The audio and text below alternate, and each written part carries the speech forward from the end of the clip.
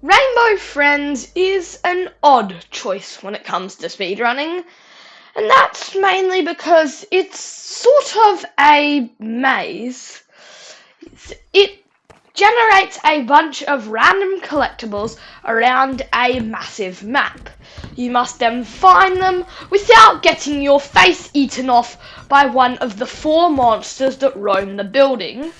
There's Blue, who chases you down, although you can hide in a box to avoid him. Green, who walks around aimlessly until you touch his arms. Orange, whose tracks only activate around a minute or so, and then races along them, catching you if he sees you out of your box. And Purple, who hides in vents and grabs you if you get too close. So all of these monsters are more of a nuisance than anything, which makes the first chapter of Rainbow Friends a pretty easy one. The chapter afterwards can get a bit harder, with Orange and Purple being replaced by Yellow, Cyan, and I guess Purple's still there, although he's only hides in his lair, which kind of is similar to him only hiding in vents in the first one. Anyways, we're going to be trying to speedrun the first chapter. So buckle up, because honestly, this one, it's gonna be a very interesting run. Rainbow Friends isn't that popular of a game for speedrunning, and I see why, but still, it's amazingly weird and interesting. So, let's get into this. To start out in the first chapter, it is broken up into 5 nights. So the first 4 nights where you must collect an item. The first night, it's 24 blocks. The second night, 15 food packets. The third night, 14 fuses. And the last night, 9 batteries. The 5th night is a bit different though.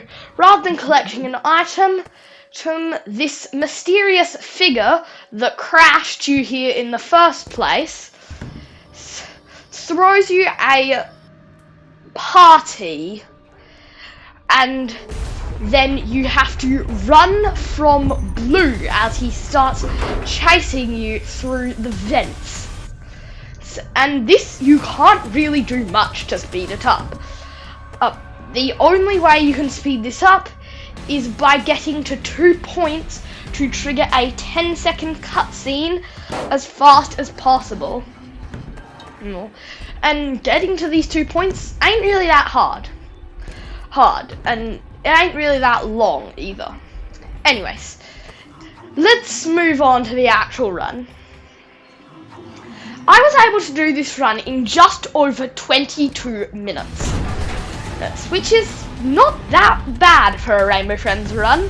Well, when you're considering the fact I did it solo, though. A casual playthrough with a full lobby could do this pretty easily. Well, I say pretty easily. Maybe not easily when like most of the players just die in the first 10 seconds to Blue. Anyways, moving on. Now, let's actually start talking about this run. Night 1 has the most collectibles by far, practically requiring you to inspect every crevice in the whole map. Not literally, but you get the point. Wait. You must find all 24 blocks to move on, and that's not that bad actually. You may encounter Blue, but he serves more as a roadblock than anything. That just slows you down. If you encounter Blue, all you have to do is run backwards to the point he can't see you, box, and then walk right through him. It's not hard. It's just slow, which isn't ideal for a speedrun, but anyway. So yeah, although you do have to explore a lot of the map, Night 1 isn't that bad. As for Night 2, it's also not really that bad. It's about the same difficulty as Night 1. 1. Green is now out, but there's also 10 less items to find. Oh, sorry, not 10 less, 9 less items to find. You only have to find 15 food packs, which isn't that bad compared to the 24 blocks. Although green can be annoying, and green serves as a literal roadblock, as his long arms can basically block any hallway. Although he doesn't chase you, and you can't box to walk right through him. So yeah, he's a nuisance, but you can get around him pretty easily. You just have to sort of wait, which is especially annoying when he just stops in place. But anyway, apart from that, not that bad. Night 3 is where things start ramping up. Night 3 introduces 2 new monsters, orange and purple. And orange is very, very annoying.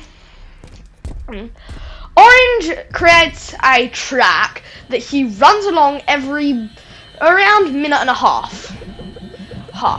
If you are caught not boxed near this track, not just on it, but near it, then orange will immediately come and eat your face off. It's very annoying, not because he's hard to avoid, but because you just have to stay boxed until orange runs past you. You can get around this by feeding him, but that's got a whole other list of problems.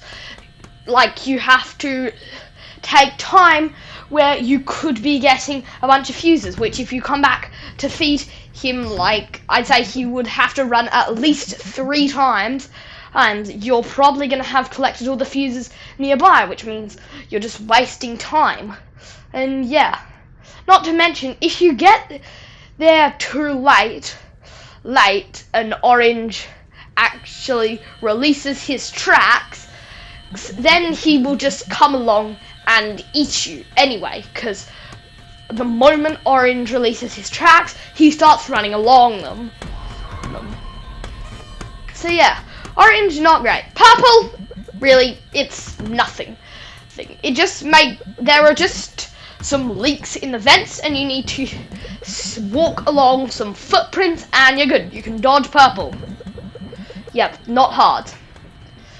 Anyway, after you collect the 14 fuses, time for night 4, and it's the same as the third night, except there's 5 less items to collect. Yeah, really. It is the exact same. No new monsters, no new anything. The only difference is that there's 5 less items to collect. Oh, and those items have been switched from fuses to batteries. Yay, so different. You also have a flashlight, and the night's gone completely dark, which I suppose is sort of a difference. But either way, it's really nothing. Anyway, after you collect those batteries, and move on, it's now finally time for the chase sequence. This chase sequence takes you about 2.5 minutes. No real way to speed it up or slow down. This is how it works. Just from your starting position, you must push a block out of the way and then run up to this little gate blocking a sort of like floor next to a stage that contains blue, and the floor contains balloons. Yeah, it's weird. Once you have reached the gate, a balloon pops on the party hat. This wakes up Blue. After he has returned to his stage, you can then progress through these balloons. Do not pop them, because otherwise Blue wakes up. Then get to this piece of cake, and then a balloon will pop on the fork. Then the vent opens. Knock out these blocks to lower the wooden plank. Run through the vent. Solve the little maze in the vent. It's really not that hard. And then get out this little flap. Wait for Blue to get crushed. This can take a very annoyingly long time. In my run, that was 22 minutes and 18 seconds long, I got here before the 22-minute mark, and then I had to wait for Blue to come out and get crushed. But anyway, after that, you have survived.